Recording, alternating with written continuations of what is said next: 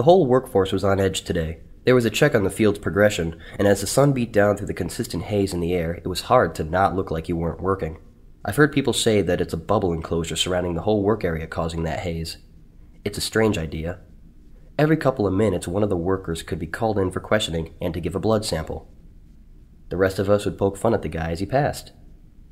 The testing was a mandatory thing that occurred every couple of weeks. No one really shared much about what happened to them, not like they were really a thing to worry about. After they took your blood and asked your standard question like, how do you feel the field is progressing, and have you been sleeping well, or how is the break food? Then you're sent back out to the field. I don't worry because I've always done what the workforce leader said to. Eventually, I was called in and automatically heard the other guys shooting me with comments under their breath. You're in trouble now, Max. Max is going to get released. The standard sort of thing to make a guy facing his superiors nervous. And it works. I got nervous, but who can't be? All any of us know is our work. It's all we do. Some better than others, I think. The walk through the dirt to the buildings was longer than I remembered. I was covered in sweat by the time I got there. I entered the building and headed to the room, pausing at the door and just looked myself over. I opened the door and stepped in. There was only one person. Usually there were two. One to take blood and the other to question, but this time, just one. He pointed to the chair and I sat. He kept looking at me, and I had an odd feeling in my stomach. A bead of sweat rolled down my forehead. I couldn't look into his eyes. Something was up. Congratulations. You're being promoted. Huh? You're going to be worked a little less. Okay. Return to your residence. Your bloodlines Part of me have could proved not you an believe what asset he was to saying. society. Go home? As much as I No hate one to goes say it, home the unless they greater happen to good become is hurt or injured. They worked us from dawn till dusk working in the fields or along the outskirts of a commune doing some manual labor. Lummox! I jerked to attention. Are you listening to me? Yes, sir. As I was saying, you are to return to your room where a breeder will be waiting for you. I looked at him, my mind hazed over. I didn't understand. You do remember what a breeder is, don't you? I continued to look at him, surprised at being asked a question. I looked at him and rubbed my eyes. The man continued to look at me. I felt a fear return to me. I was staring at one of those things in charge, much higher up than those I'd ever seen before. He had asked me a question and I wasn't responding. I blinked. My apologies, sir. I'll give you a minute to think it over. I thought as hard as I could. He wanted an answer, not an apology. I could remember being in a class with others when I was small. I remembered the lesson and looked back up to the man, eyes wide. It was kind of common for people to be coming and leaving a lot, but this was significant. I was getting promoted. Well, do you now or don't you? Yes, sir. Good. You're dismissed.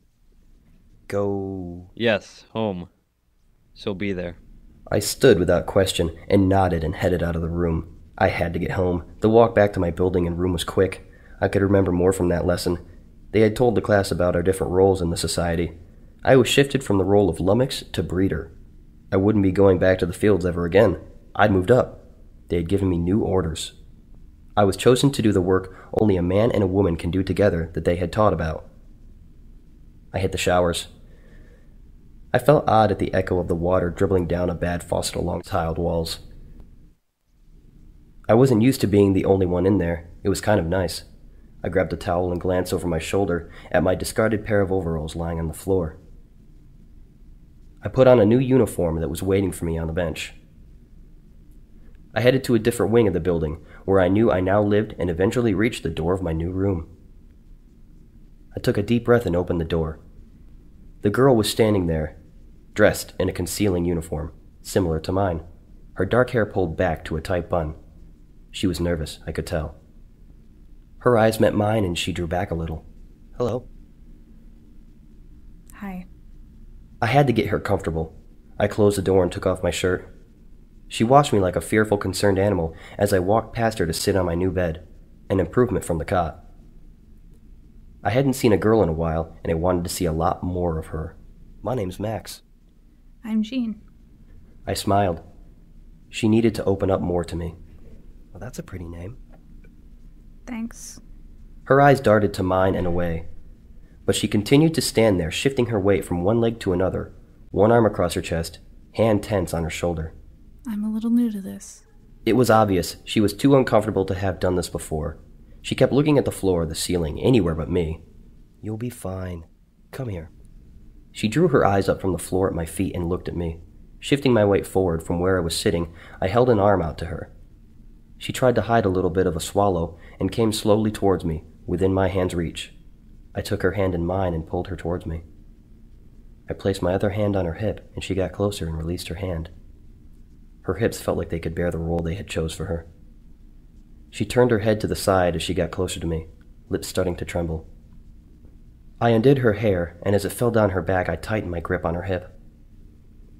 I don't know about this. You're beautiful. She looked up at me, startled, and swallowed again. Really? Really. She slowly moved back up to me. I pulled her head to mine and began to kiss her on the face. I undid her collar and worked my way towards her lips. She was so soft. I could feel her breathing across my ear. Max. I reached her zipper and began to draw it open. I could see emerging flesh between the teeth of her shirt. What? I could feel her chest heaving underneath my fingers. Do you care for me? We were given a task to do. Why was she so hesitant? Yeah. I slid a hand into her shirt and kissed her on the lips. She began to respond. The lesson said to fuck breeders 3 times per session. I do what I'm told.